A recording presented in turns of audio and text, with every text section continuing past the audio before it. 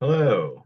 This is a recording related to the political science 415, 515 class, which is the public policy course. We haven't officially started, but I did want to look at how we might integrate some games or some kind of simulation activities to illustrate some basic public policy concepts and maybe get a little bit engaged and get some of the fundamentals under our belt before the class officially starts in March.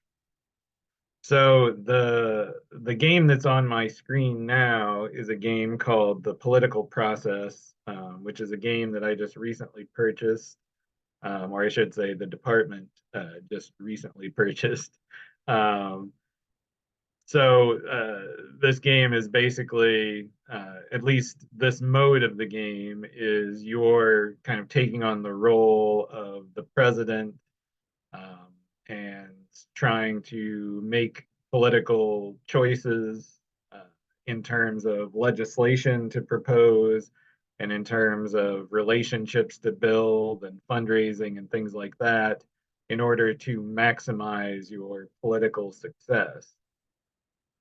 So this is the very beginning screen um, where you have kind of the basic information about your character that you're going to be portraying in the game.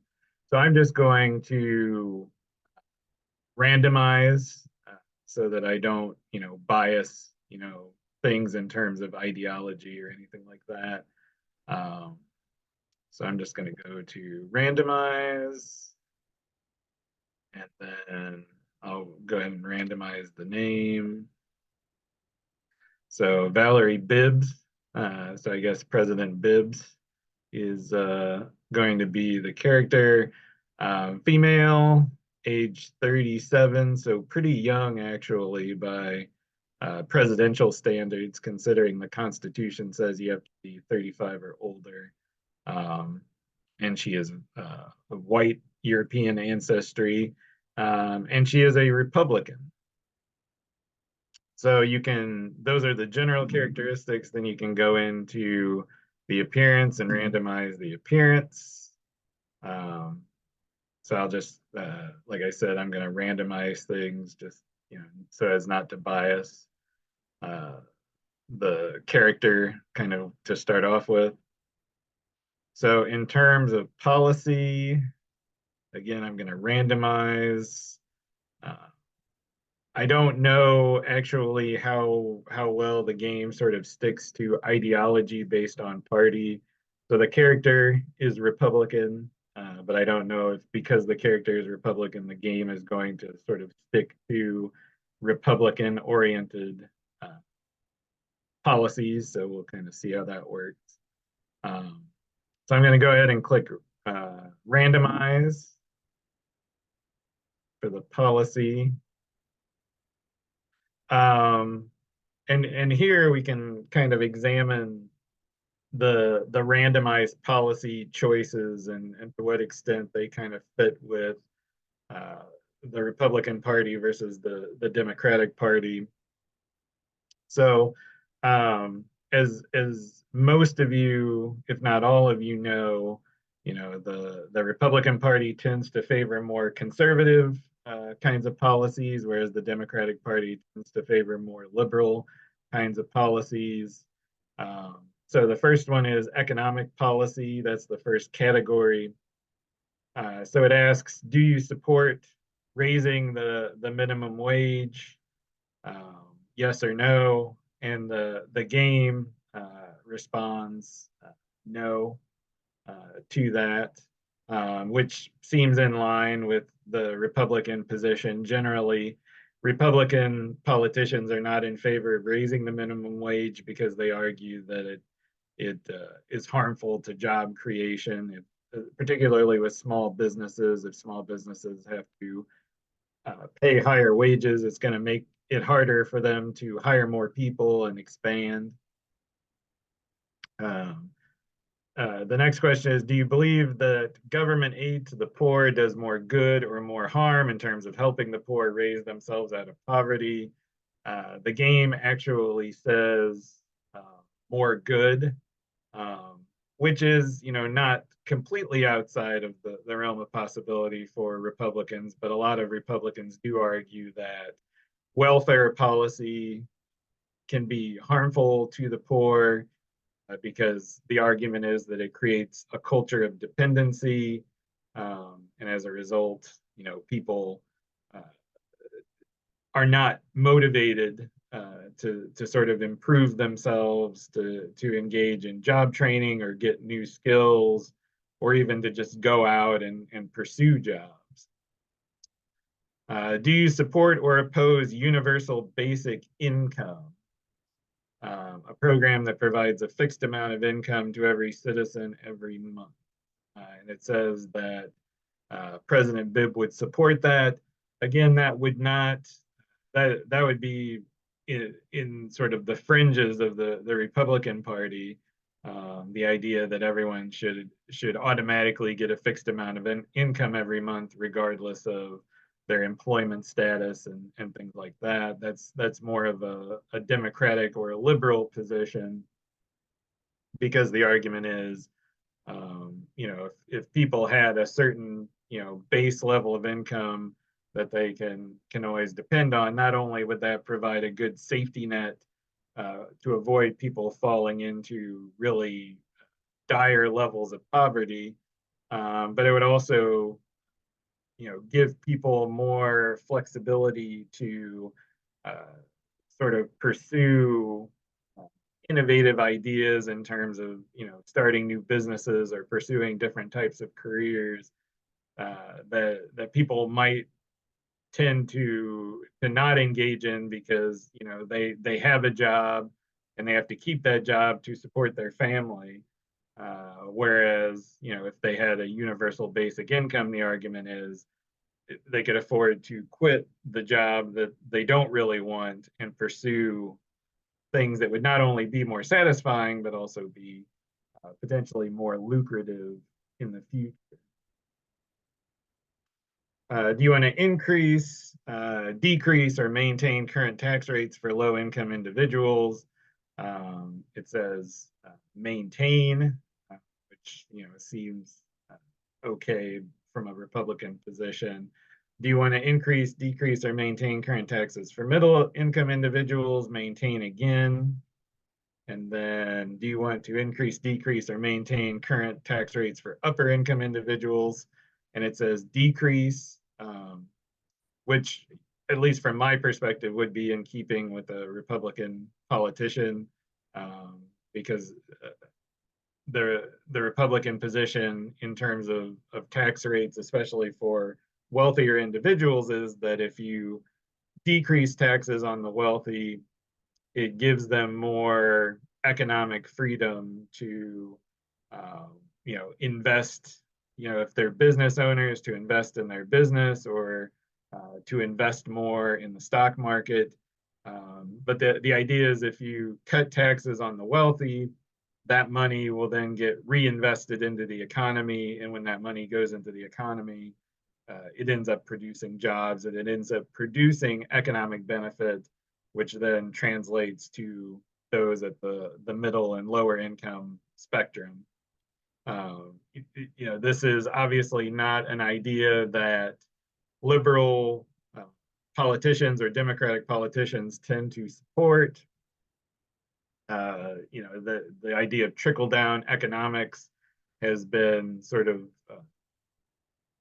argued against by liberal politicians for a long time.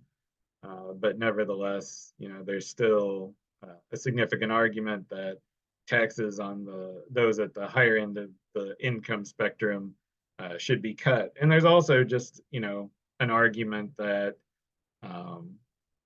some Republicans believe that those who are wealthier should not automatically pay more in taxes. And that kind of gets into the idea of the flat tax, which we'll probably deal with eventually. So in order to improve the economy, do you think it is better to raise taxes and increase spending, or lower taxes and decrease spending? Uh, so, again, this kind of gets into the idea of what's going to be better for the economy. Um, so, should we raise taxes and increase spending on government programs to support the poor and to engage in other social welfare efforts, or should we lower taxes and reduce spending in those types of programs? So in this case, it says raise taxes and increase spending, which would tend to be the more liberal Democratic position. As we were just talking about, most Republicans would argue, lowering taxes, decreasing spending would be a better route, because again, the Republican position is if people are paying less to the government and are given more control over how their own money is used, they might go out and start their own businesses, or invest in businesses, or invest in markets in some way. And the idea that spending less on government programs reduces dependency and reduces sort of unnecessary bloat in government, things like that. This next question is what I was referring to earlier. Do you support or oppose a flat tax rate on income so that all income levels pay the same percentage of their income in taxes? And it has that she opposes this, which is not impossible for a Republican politician. Basically, the idea is that if you support a flat tax, the idea is that everyone should pay the same percentage of their income in taxes, regardless of how much they make. The way the federal tax system is set up is there's a graduated income tax where, depending on how much money you make, you pay a certain percentage in taxes. The idea of a flat tax is that, for example, everyone pays, say, 15% of their income in taxes. So if you're somebody who makes, say, $35,000 a year, you pay 15,000, or you make $35,000 a year, you pay 15% in taxes. You make 60,000 a year, you pay 15%. If you make 150,000, you pay 15%. So, people argue that this is a fair tax system. Again, the argument that just because somebody's making more money doesn't necessarily mean they should be taxed at a higher rate than other people. The argument against it is that, people who are making, especially when you get into six figures, seven figures, paying 15% for somebody who's making over $1 million, is that 15% in taxes is going to dictate less sacrifice in terms of ability to purchase things than somebody who's making $35,000 and paying 15% of their income in taxes. So the argument is that a flat tax is actually a regressive tax because it hurts people more on the lower side of the income scale than it does people on the higher end. Obviously, there's a lot of debate about that among liberal versus conservative economists. Do you support or oppose a carbon tax or a tax on carbon emissions produced by companies? So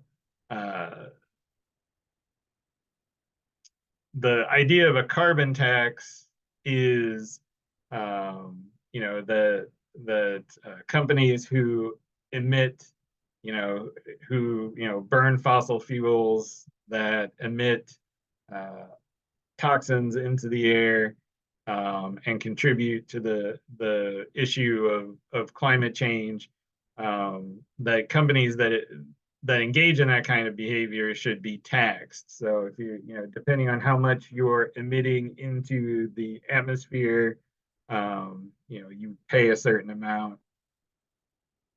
And that's to address something we'll talk about in the regular semester, which is the idea of negative externalities, which are things that happen as a result of businesses, negative things that happen as a result of business activity that companies don't pay for directly.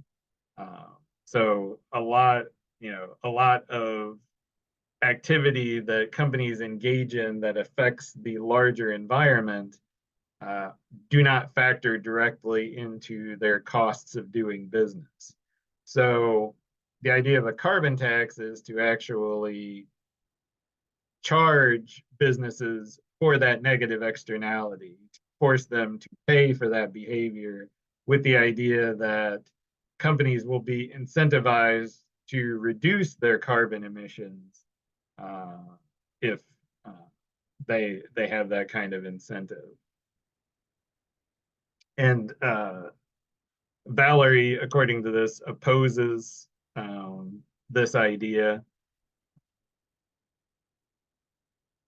which is not outside of the mainstream for Republicans. Most Republicans tend to be opposed to a carbon tax because it's seen as being unnecessarily punitive towards businesses, particularly the fossil fuel industry and businesses that tend to be supportive of the Republican Party.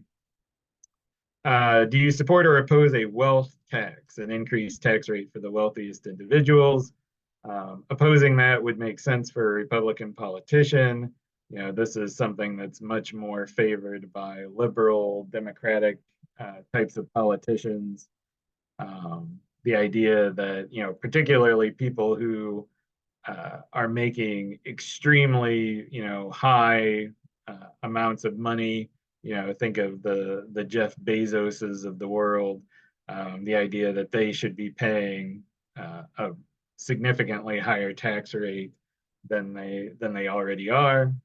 But a lot of Republicans argue against this because they argue that people like Jeff Bezos and people of his ilk, they make that money because they produced a service or created a company that is very successful, and we want to encourage people to continue to be innovative, and that people will be less incentivized to be innovative if they know they're going to have to pay a lot of money in taxes and so forth.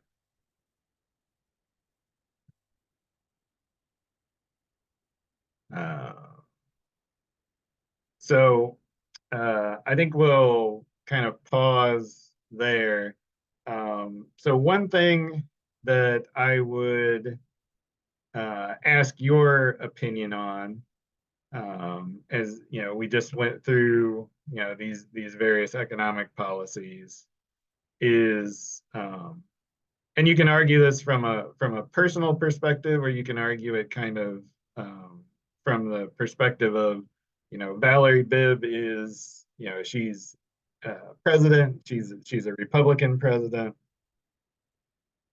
So would you argue that President Bibb should change one of these economic policies, change her position on one of these economic policies?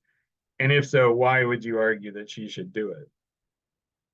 So again, you can argue from the perspective of you think she should do this because it's the right thing to do from a policy perspective, regardless of if she's Republican or not.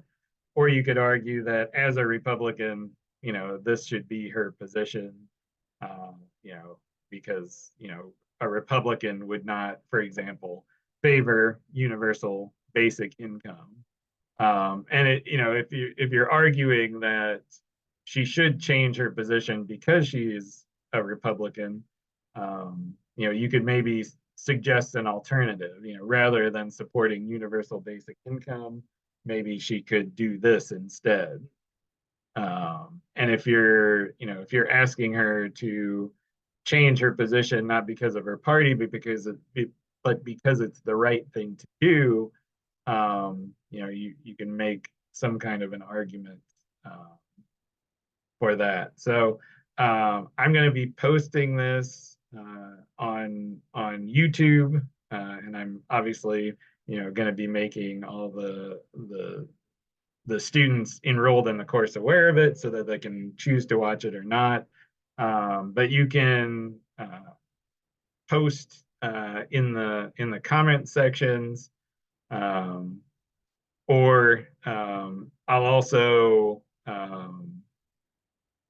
leave links to the social media, Facebook, LinkedIn, Twitter, for the MPA program if you want to post comments in there as well. But so think about the different things that we talked about, and which things you might want President Bibb to change, and we'll come back and discuss more policy at a later time. So thanks very much for watching.